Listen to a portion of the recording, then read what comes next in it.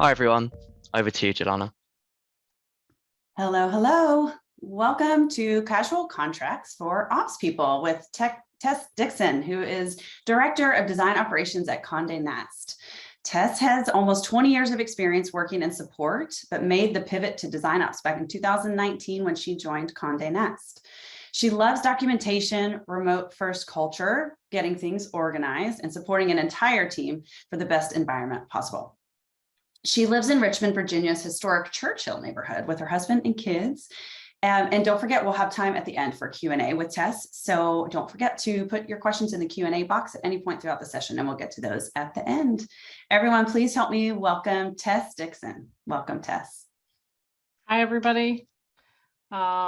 Just bear with me here while I share a portion of my screen so I can actually see my notes. Everybody's favorite wiggle dance that we get to do before presenting. Okay, I think we're all good here. So I'm going to go ahead and get started here. I am ready to talk about casual contracts. I'm really excited about this because I love this conference so much, and I'm just excited to be a part of it this year. A little bit more about me. I am Director of Design Ops at Condé Nast.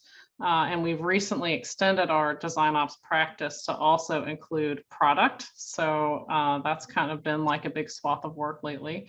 Condé Nast is the company that brings you brands like Wired, Vogue, Bon Appetit, Allure, The New Yorker, and lots more. My team concentrates specifically on just, making things run smoothly, making sure that all of our designers can design well, that the content designers can do their work well, and that the UX researchers can do their work well. And I have been in tech for 19 years, almost 20, been managing people for 10 years. And something that's a little different about how I came to the design ops field is I built my career in support. So in some ways, I still think of myself as like an infant in the design world. And in other ways, not a lot changes regardless of discipline, especially for ops related tasks. So before this, I was at Tumblr for 8 years, which is like 94 in startup years. And I was director of support there for a time. And before that, I was at Media General, which is a company that owned a bunch of small Southeastern newspapers and news websites. And before that, some other little places you've never heard of. So yeah, I live in Richmond, Virginia. I love it here. We have a beautiful old house that is very old and has many aches and pains. And I live in it with these 3 weirdos. But I didn't come here to talk about me. I came here to talk about design ops. So let's get into it. I want to talk about collaboration today. So as a design ops practitioner, you are probably familiar at being the center of this sort of crazy wheel. You work with people all day, every day. You work cross-functionally. You need to ask people for things, and people need to ask things of you. Aside from keeping your little design team garden in order, this is really your bread and butter, all of this collaboration work, all of these relationships. And I think of the interactions that happen between you and these other people as little mini contracts. Every time you ask for something or every time they ask for something, you're counting on them and they're counting on you. So that's basically a contract. These are just a few little examples, but depending on what your company is like, you probably have your own stakeholders and partners across the company. You probably talk to product and engineering and external software vendors, and the list goes on. I'm sure you could add lots more, but just figured I would simplify it for this slide. So, you keeping these relationships going is huge, because it means that every single individual on the design team doesn't have to have a separate relationship and line of communication open with these different departments. And that's a good thing, a very positive thing. But there is something that has come up that I think adds a wrinkle to all this collaboration.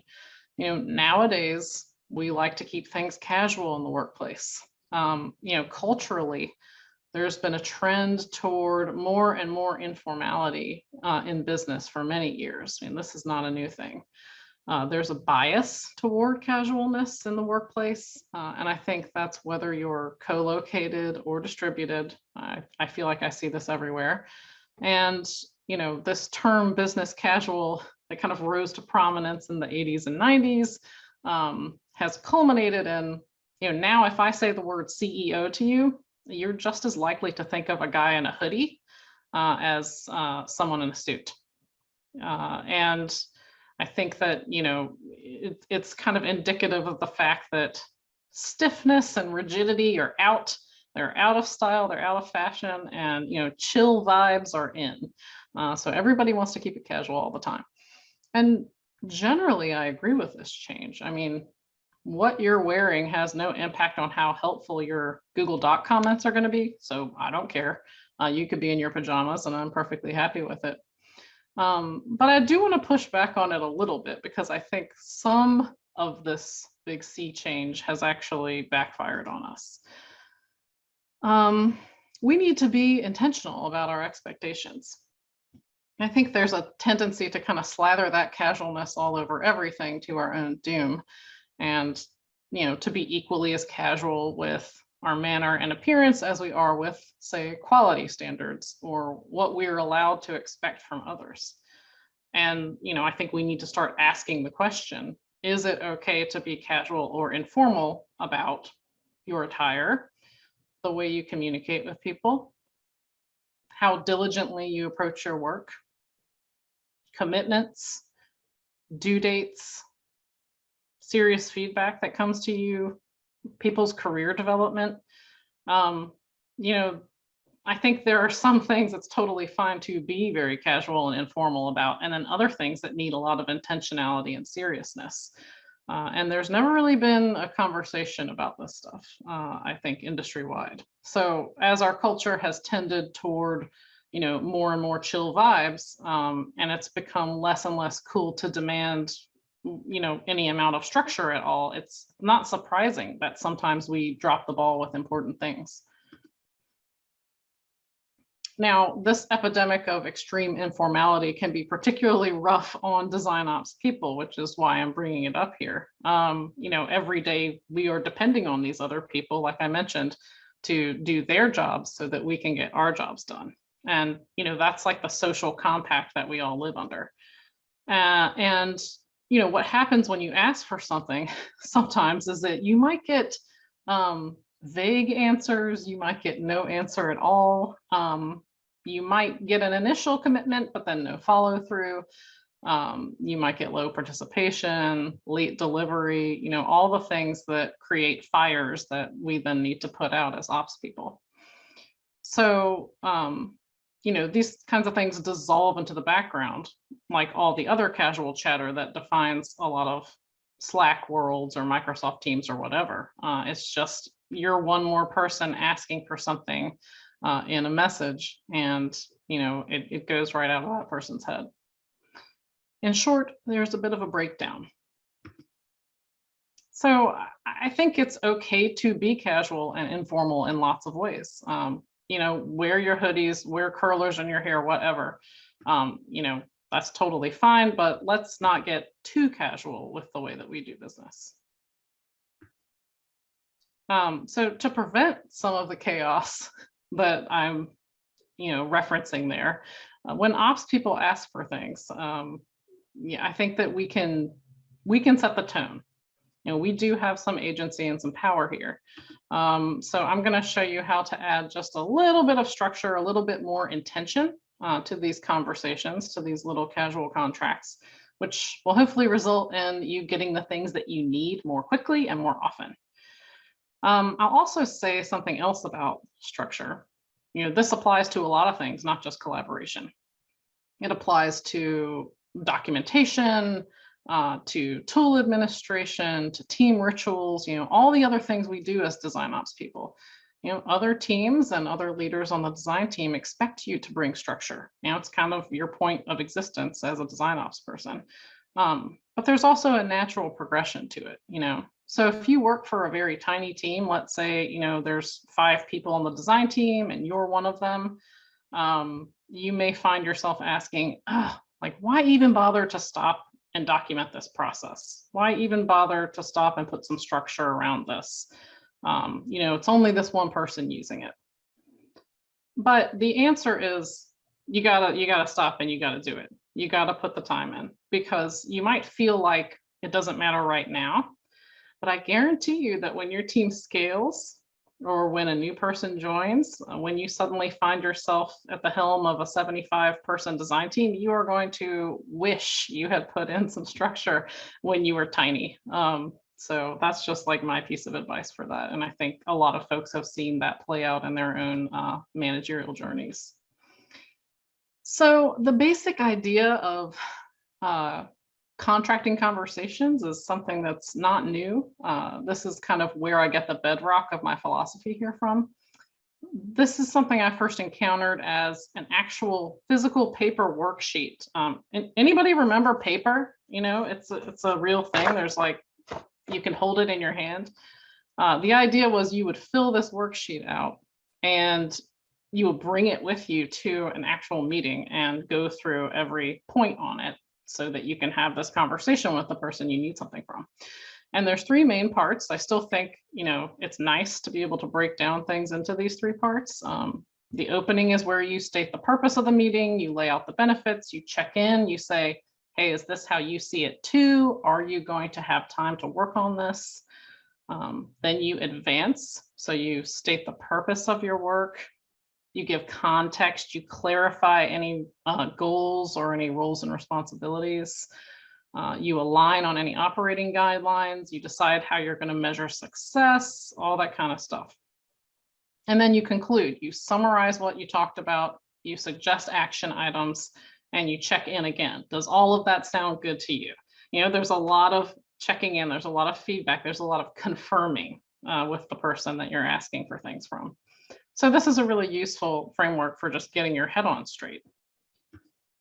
But increasingly, people want to lean toward more casual and less formal means of collaborating. Like I said, nobody wants to sit in meetings making these agreements all day. People want less of this sort of godforsaken stock photography, laughing uproariously while shaking someone's hand thing. Like, people don't want to do this. There may still be times that crop up where, the ask is a little bit complicated or sensitive. So you do want to schedule a formal meeting. You do want to speak to that person face to face if you can. But I would say, 99% of the time, you're not necessarily dealing with something like that. You want to avoid spending time in a meeting, and you want to avoid spending time preparing to sit in a meeting. So because in the modern workplace, meetings are a massive productivity thief, you want to make sure that you have enough time to actually do the tasks instead of sitting in a meeting talking about the tasks. So you can start thinking of these interactions that you have very casually on email or Slack or Teams or whatever the tools are, even Google Doc comments, really. You can think of these as miniature contracts between you and that other person or that other group. And like I said, you can start to define what they look like. So let's look at a couple examples. This is a basic one. So, just a Slack message. And this is about as casual as you can possibly get. This is a simple request going to our design lead for Vogue. So I'm asking if he will work with our marketing communications department to work on an article for public consumption on LinkedIn. And he's one of my close friends at work. He's somebody I know really well. We already have a rapport, so there's no need for a lot of preamble. I just did a really simple greeting and I said exactly what I needed. I moved right into a tiny little bit of context. And I said, hey, can I put this person in touch with you so you can go through the details with her? Really, really simple, not long-winded, no fuss, no muss. And that was fine. moving on to something just a little bit more complicated. I feel like all of these are fairly simple for the purposes of illustration, but this one was a little more complicated. Here I'm asking a whole other department, which is IT, and I don't know who's going to get this ticket that I'm creating. I'm asking them to accomplish something. And I want a new email distribution list created for my team.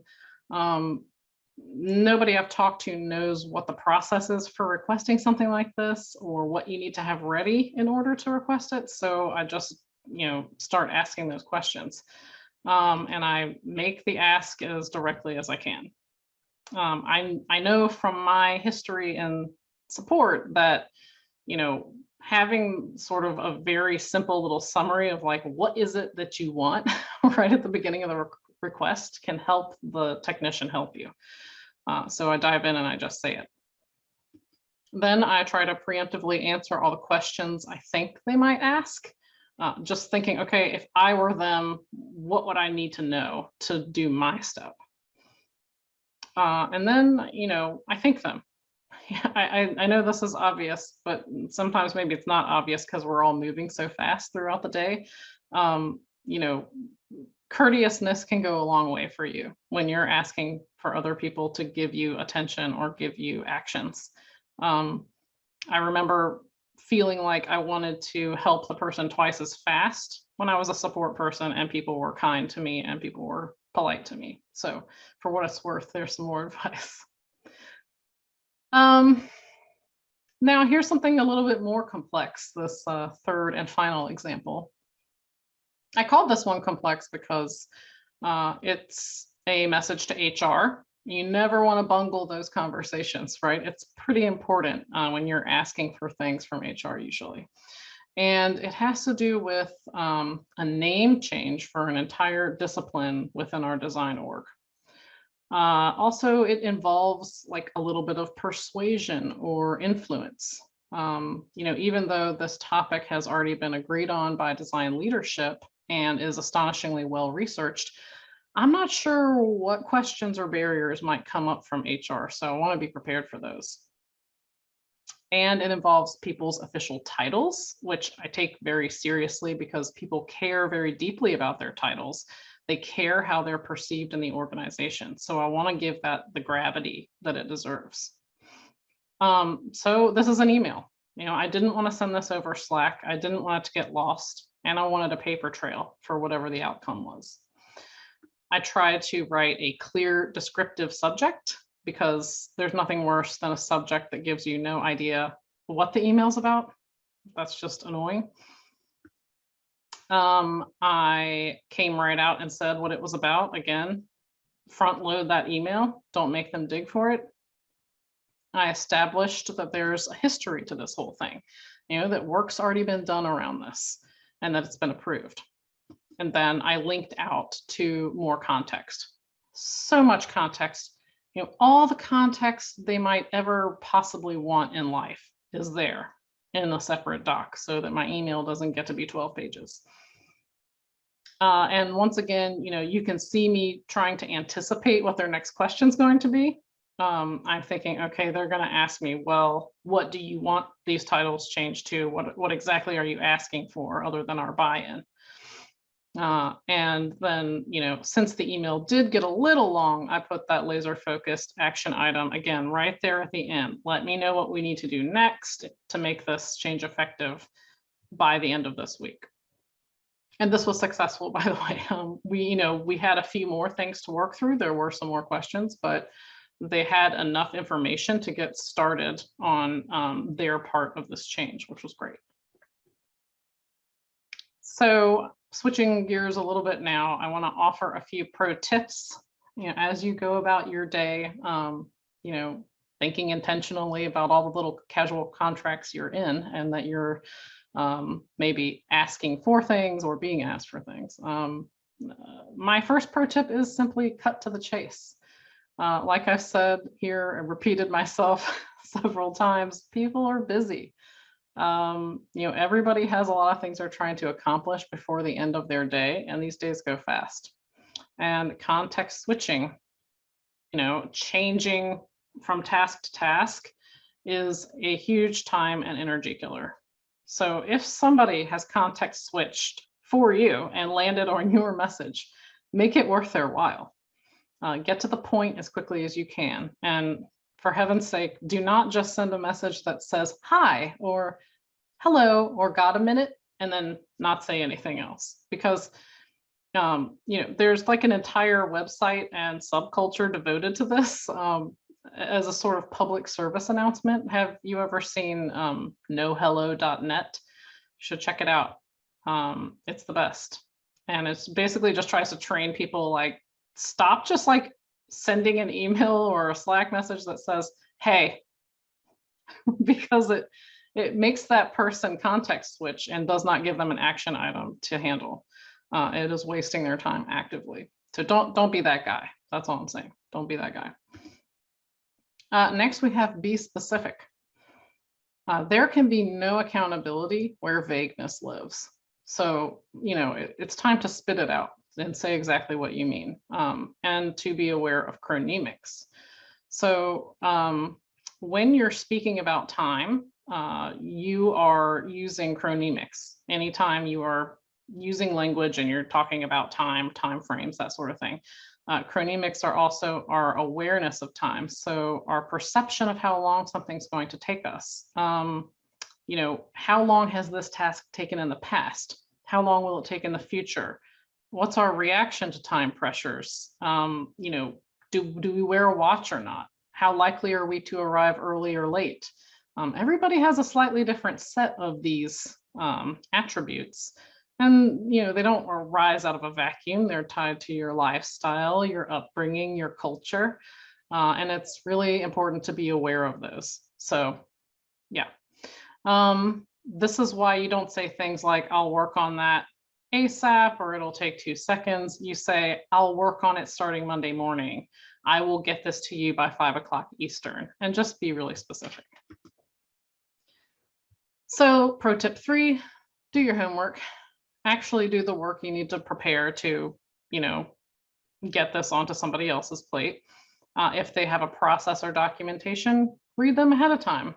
It's not just about doing that correctly, it's about signaling respect to them. And don't play task ping pong, like give them what they need to do the next action. Our last pro tip is keep it clean.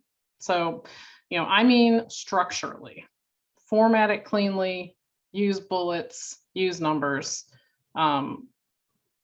understand that this person's eye is flying across so much text all day long. Like if yours is formatted nicely, it makes it stand out. And it will help you find what that is and understand it 1 year from now when you're searching your email for it.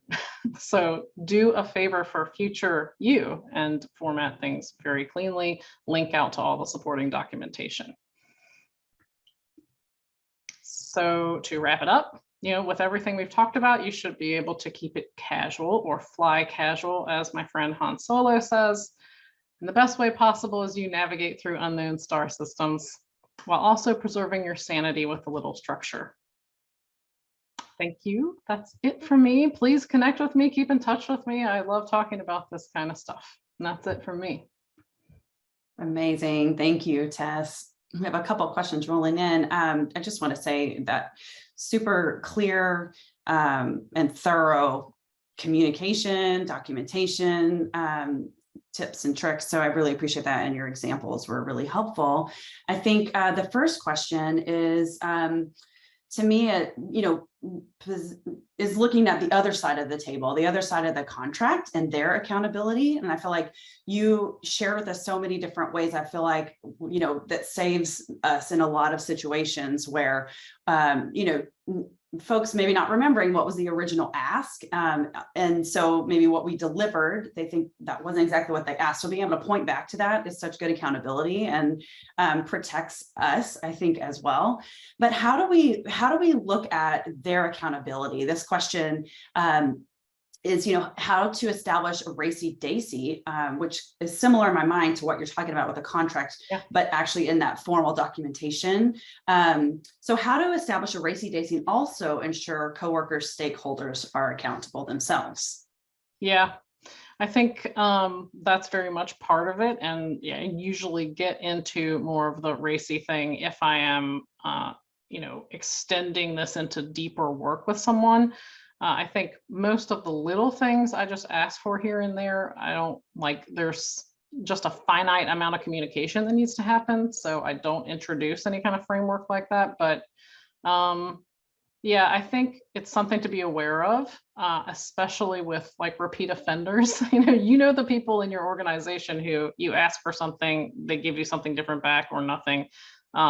It might be good to lead with a, hey, by the way, I'm the person responsible for this, but my colleague so-and-so is doing the day-to-day operations on it. And we would love to make sure that you give your input via Google Docs comments by this time on this day. You can't be any more crystal clear than that. Now, how do you make them actually stick to it once they've agreed to it? I do not know. I mean, I think, and it has to be okay to say, I don't know. I was telling Jelana before that this is a topic that I struggle with and that I actively think is like a huge challenge for design ops people and something that we haven't solved. So, there was kind of a challenging thing for me to give a talk on something that I don't think of as, fully resolved. Like, I think this is an ongoing discussion in our industry. Definitely agree with you on that one. I love though, you're a learner of your environment and your stakeholders too. And so, recognizing where you kind of need that additional accountability measures, I think, is kind of on you as that operations specialist to know that within your relationships. But yeah, it's $1 million question. And you might know things about people like, well, this person only responds when I copy their boss, things like that. And I really hate ever being a tattletale or doing anything passive aggressive like that. But if that's what it takes to get action from a certain person or whatever that button is that you need to push, like go ahead and push that button, Yeah. Yeah. We'll have one more question, just 3 minutes left. And Ashley is asking any advice on how to bridge the gap of language in a smart way. For example, a creative producer in one department might have different roles and responsibilities in another. That's a great question. Yeah, I think this definitely comes up for us sometimes too. I would just try to cast the net wider. So, if you and maybe this other person are not using the exact same terms to speak to each other, go find a buddy. Go find a buddy who understands both parts of that business and include them in the conversation. Just CC them, include them in the Slack thread, copy them, whatever the thing is. Like, I find that you can find those people around the organization who are happy to be translators and who will say, oh, so what I'm hearing Tess say is they need da da da da da from us.